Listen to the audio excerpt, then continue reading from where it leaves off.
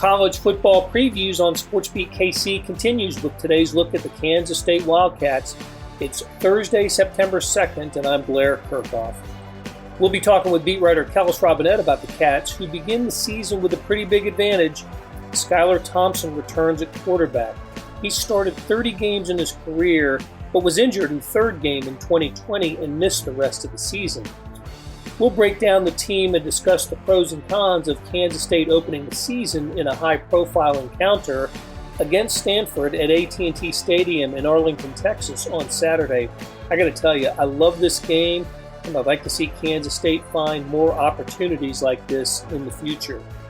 After a break, you'll hear from K-State coach Chris Klieman from his press conference this week. So let's get started talking K-State with Kellis Robinett. Okay, Kellis, it seems like with Kansas State football, this is probably true for most of college football, there are two ways you can go with a season opener. One way is, and the most common way, is to play an opponent that you are paying to arrive at your stadium, and you're going to be favored heavily. Sometimes it's an FCS opponent or a Group of Five team, or in this case, you're playing a Power Five equal, and Kansas State plays Stanford at AT&T Stadium in Arlington on Saturday.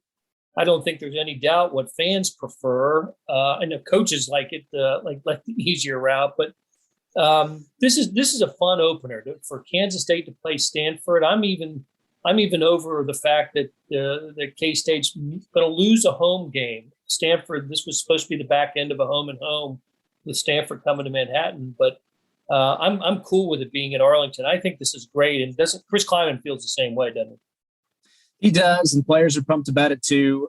Personally, I've gone back and forth about it. When I first found out about it and was told, hey, there's a good chance Kansas State's going to move their Stanford game off-site, I thought it was crazy. Why would you have this game against Stanford, that you're promising your home fans you're going to take it away and play it somewhere else, especially out of state?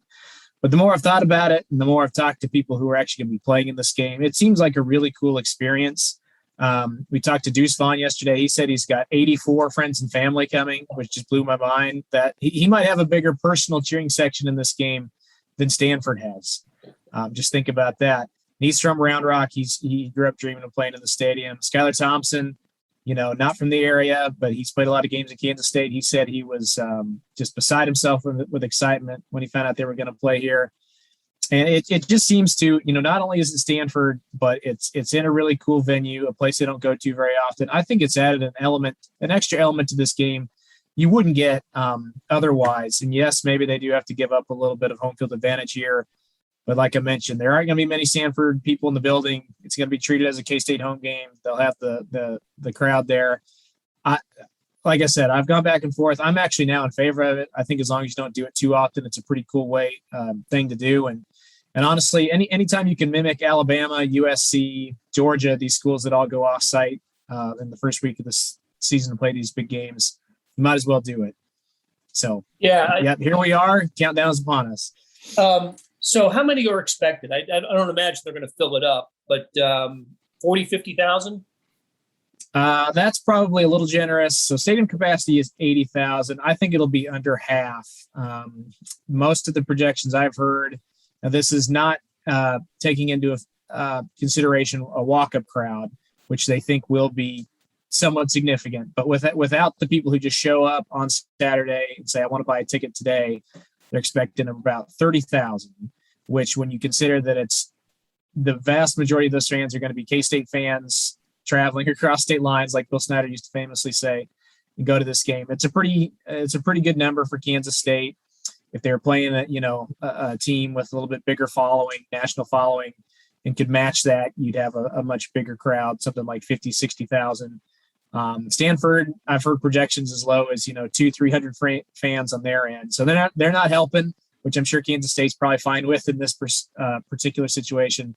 But I would say about 30,000 fans. It won't be even half full, but honestly, I think that'll be a good amount of purple.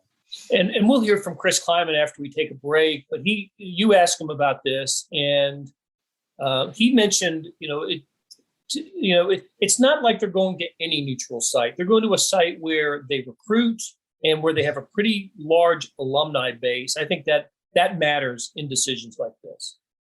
It does. You're right. It's not like they're going to Lambeau Field or something where they're not going to get a whole lot of recruiting advantage. But DFW and Texas in general, other than Kansas City and the state of Kansas, is by far their biggest recruiting area. They love to hit that area. They get a lot of their best players from Texas. Malik Knowles, their number one receiver, played right in the area at Mansfield. Deuce Vaughn, Round Rock, Texas, 3 hours away. They recruit Oklahoma heavily too, which isn't very far from Dallas.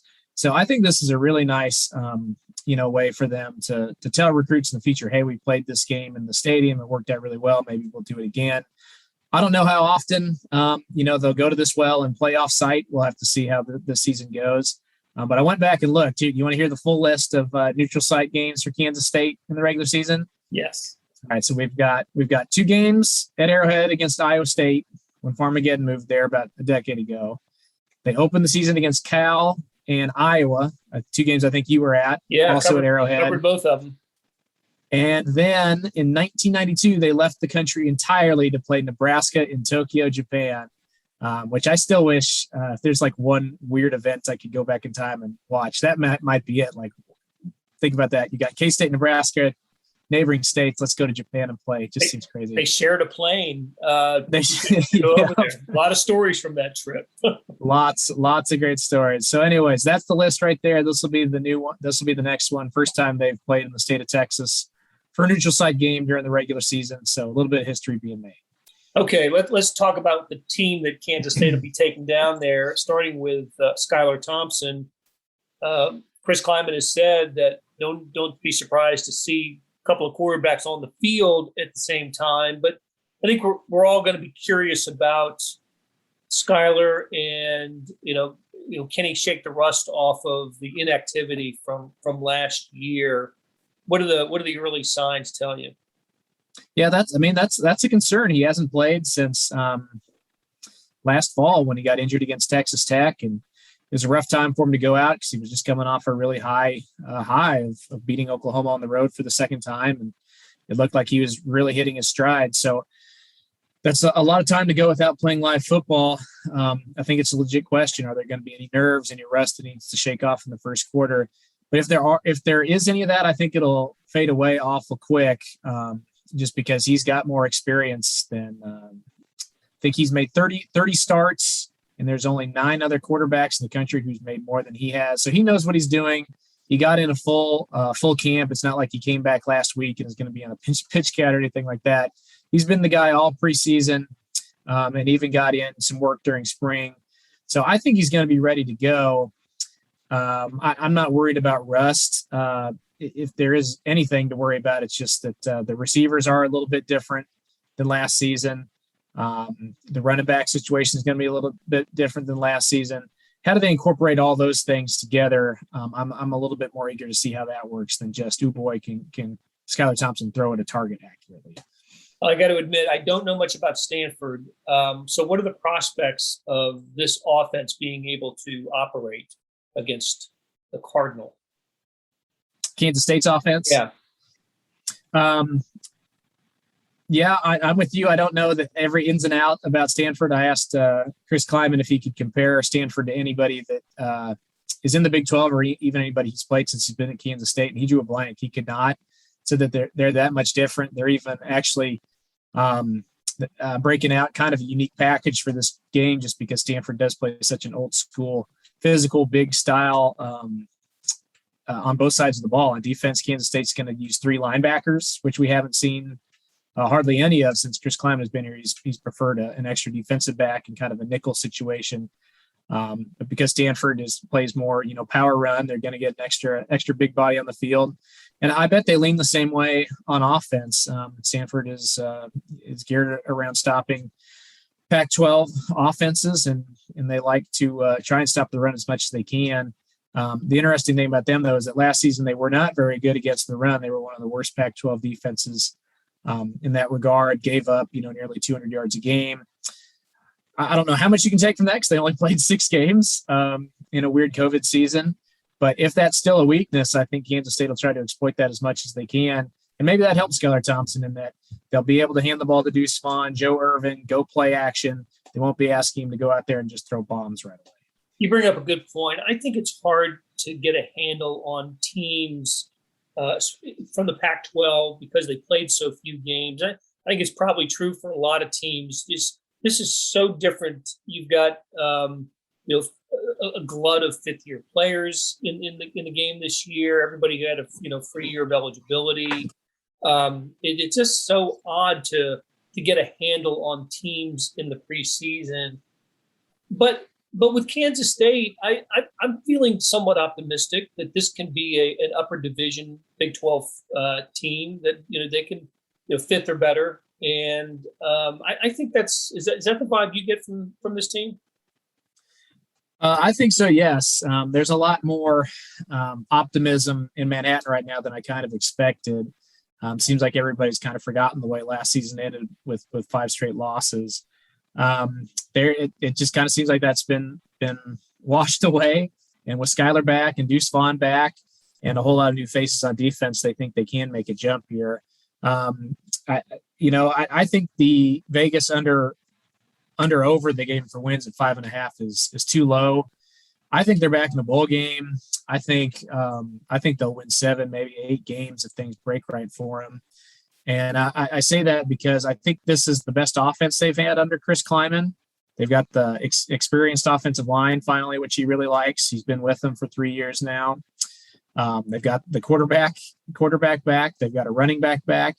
The only real question is receiver. If they can, last year I would say they were the worst unit in the Big 12 receiver wise. If they could even elevate that to 7th, I think that's enough for them to be a top 5 team in the conference.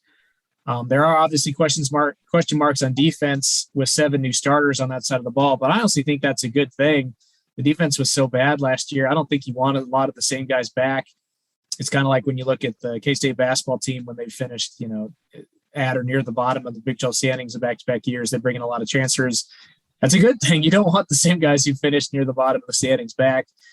So they've upgraded talent on defense. And if they can kind of mask their issues at linebacker, I think they do have what it takes to at least surprise some of these low expectations that are out there. I think, again, the 5.5 win total, famous last words, maybe I'll be wrong, but I think that's way low. And a little bit of a mixed bag when it comes to openers under Klieman. There really isn't a lot of evidence, from his Kansas State tenure. But last year was a disappointment in the first game when they lost at home to Arkansas State, losing a lead in that game.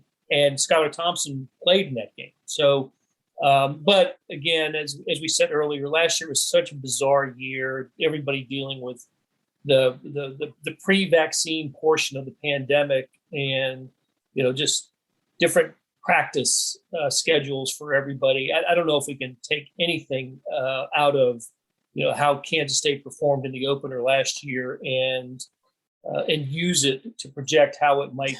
That was just an opening week last year was just so weird for every Big 12 team, right? Because they all seem to go out and schedule these Sun Belt teams who had already played a game. And, the old adage, you make the most improvement you're going to make all season is between games 1 and 2. But you saw it last season. These Sun Belt teams that didn't necessarily look great in week 1 came out and beat all these Big 12 teams in week 2 because they'd already had some experience under their belt. And that's why I think Iowa State, Kansas, and Kansas State all lost to Sun Belt teams last year. Iowa State and Kansas State for sure. Well, you're right. You could reverse it for KU and have them played 6 games, and I don't think that would have helped. But you're right. This year against Stanford, they're both playing from an even playing field. I think this will be a much better barometer. Okay. All right, Kellis, good stuff. We're going to take a break, and when we come back, you will hear from Kansas State coach Chris Klieman. Hey, it's Blair. We have a special subscription offer for SportsBeat KC listeners, unlimited digital access to the Kansas City Star's award-winning sports coverage. Sign up now for 1 year of Sports Pass for access to all the sports news, features, and columns presented on the kansascity.com site, and it's only $30. That's a 40% savings off our regular rate. Your subscription will automatically renew after the initial term at $50 unless you tell us to cancel. Your subscription helps support the sports coverage of KansasCity.com and the Kansas City Star, and that support has never been more important. Please visit KansasCity.com/SportsBeat KC offer to get this special offer. And as always, thanks for listening.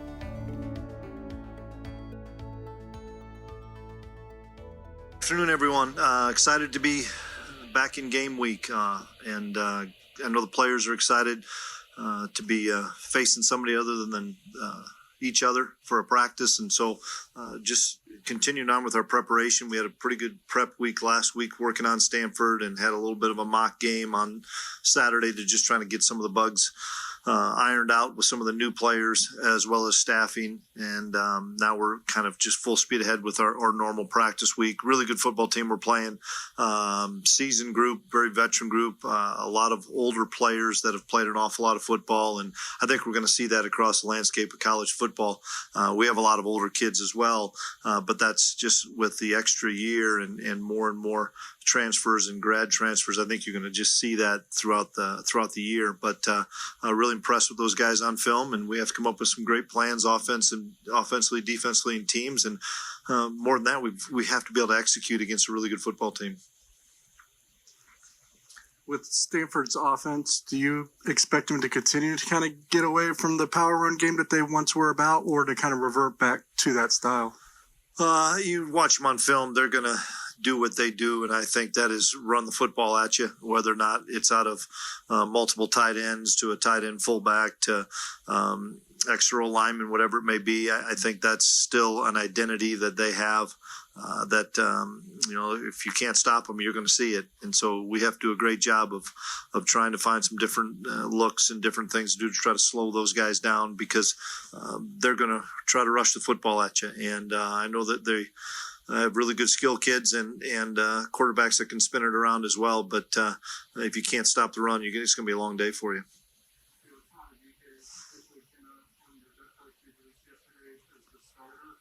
Was it just the ascent that he made in the off-season camp, and did it kind of jump out at you? Not necessarily.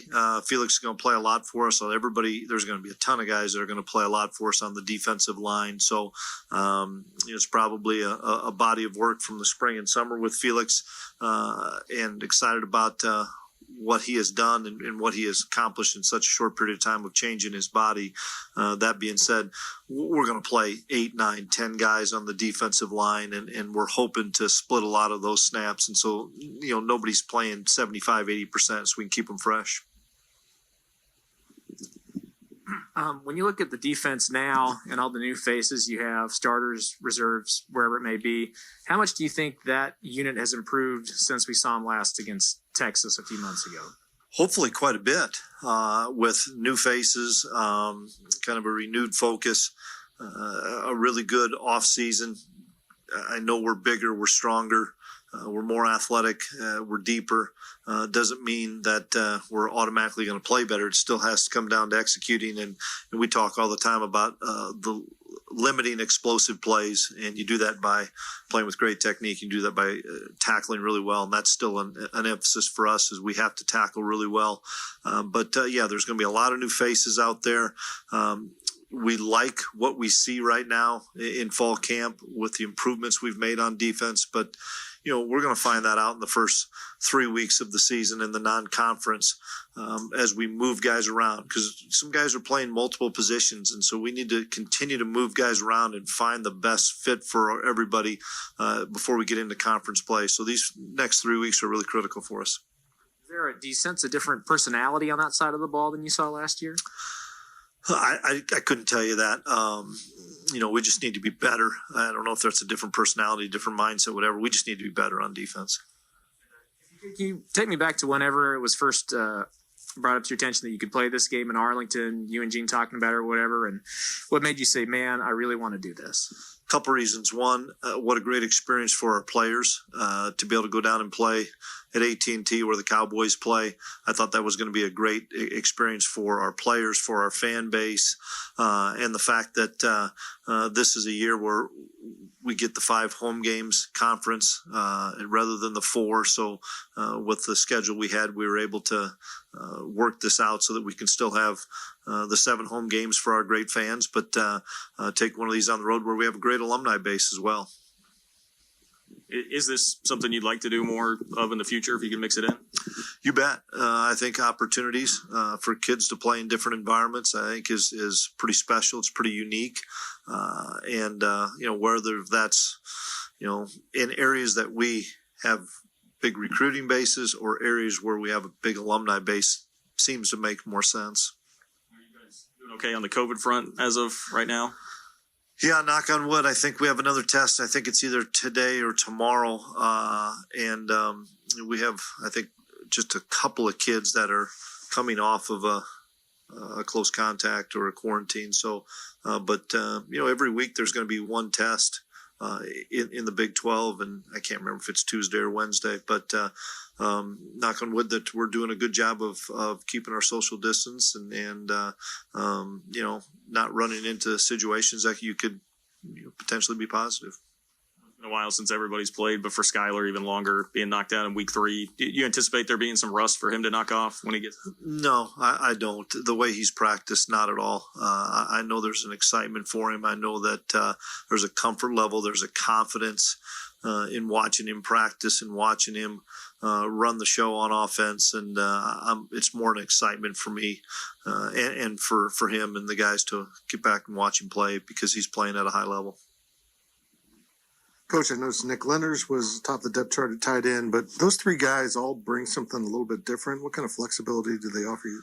Well, we're deep at tight end, and Daniel and Nick and Sammy are going to play an awful lot. Plus, we have the fullback position with Jackson and Barta and Christian. So we're gonna utilize all those guys. And it's probably similar to the defensive line position. Maybe there's a skill set better here and there in blocking and receiving, but you have to be able to do both. And Nick came off of a surgery that he had in the off season, so missed some of spring ball, but like what he's done. He's a guy that's played an awful lot of football for us, has a lot of confidence. The guys have confidence in him, and I'm excited for Nick to have a big season. And you're finally getting the depth where you need it to be or closer to where you need it to be. And now that you're into actual game week and preparation, do you find that depth more accommodating to game planning? Yeah, we do. That being said, we're still learning so much about some of the new guys that although we're deeper at certain spots, until they get the game experience, we may say, boy, that guy may be better as a free safety than as a strong safety, or a field corner than as a boundary corner, or a defensive tackle in a speed pass rush rather than a defensive end. Those are things that we're still learning about with a lot of the new guys we have in the program. But that's why we still, on a weekly basis, do some K-State versus K-State good on good so that we can continue to evaluate, because this is a long season. And if somebody's not maybe helping us this week or playing in a limited basis, it doesn't mean that's the end of the line for them. We're going to end up playing an awful lot of bodies this year. Finally, Deuce Vaughn played as a true freshman last year. Now that he's had a full off season and a spring and all that stuff, how much different is he than a year ago?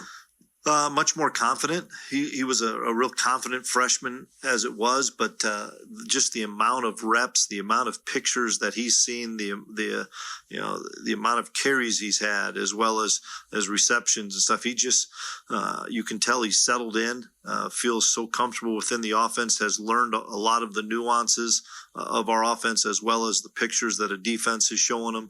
And so, we're thrilled that, Deuce is an integral part of our offense. And obviously we need to find ways to get him the football. And Chris, 2 of Stanford's stalwarts up front are Wade Perry and Booker at the end. What have you seen on film that presents a challenge for you? A couple things. One, they don't stay blocked. They do a great job of utilizing hands and shedding blocks and making plays. And I think they rushed the passer extremely well. They've been able to rush 4 and get home. They bring a 5th guy, play some man coverage, but they do such a good job of collapsing the pocket on people and just don't give you time back there to throw the football. And so we have to be on point with getting the ball out on time as well as some timing things to try to neutralize what I think is a really good pass rush.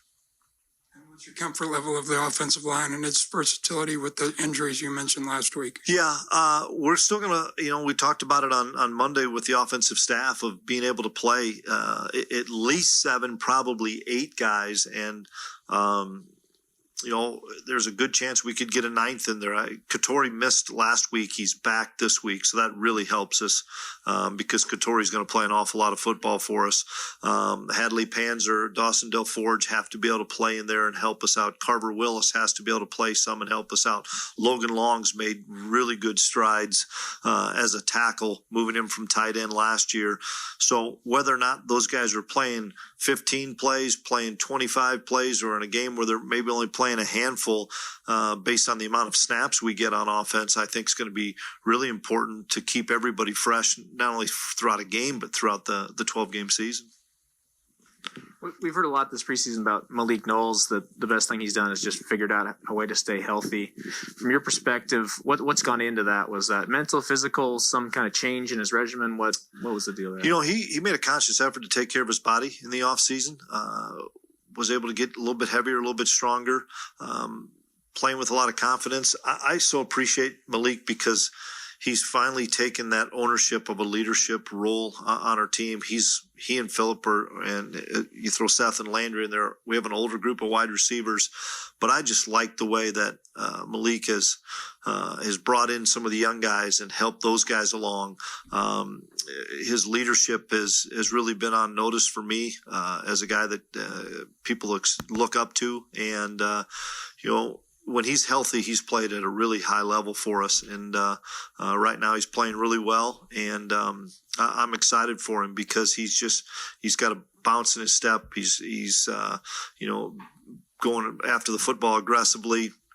He's working with Skylar before practice, after practice, just working on that timing. And so we're all excited about watching Malik and hopefully he has a healthy season. Does Stanford remind you of anybody in the Big 12? Is there a comparison you can make there? Yeah, that's a good question. I don't, not off the top of my head, just with what they do offensively and defensively. They're just a really, really good football team that's extremely well coached. They know the system. They've been a part of the offense, been a part of the defense. They're older guys. They're mature guys. They're experienced. You're going to have to go out and beat them. They are not going to beat themselves, and that's the sign of a really well-coached team that I know Coach Shaw does a phenomenal job. He and his staff do that. They're going to make you beat them. They're not going to beat themselves, and so that's why I think this is going to be a 4-quarter game, and I'm looking forward to watching to see how we respond when we do have adversity and how we respond as the game goes on. That'll do it for today. Thanks to our SportsBeat KC production staff of Beth Welsh, Monty Davis, Jeff Rosen, Chris Pickett, and Savannah Smith. Tip of the cap to Kellis Robinett for stopping by and talking Kansas State.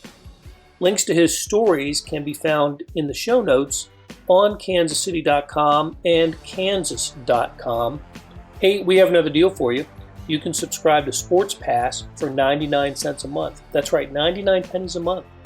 Sports Pass is the online version of the Star Sports section. You get all the stories that appear in the print editions of the Star, plus additional stories that appear only on the website.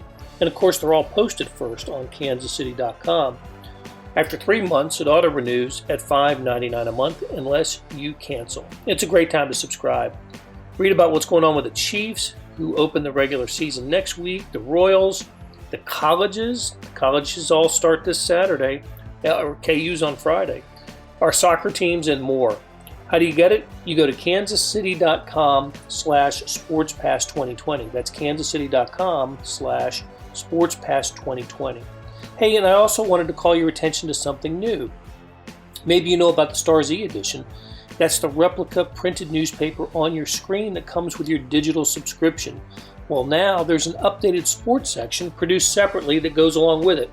When you open the e-edition, there's a box in the upper right-hand corner. Click on that, and you can get access to a sports page that includes the evening news like Royals and all the baseball results. So whether it is the Sports Pass, the full subscription, the e-edition, you're getting and supporting the best sports and news coverage in Kansas City and helping us produce programs like SportsBeat KC. Thanks for listening, and we'll be back on Friday with another episode.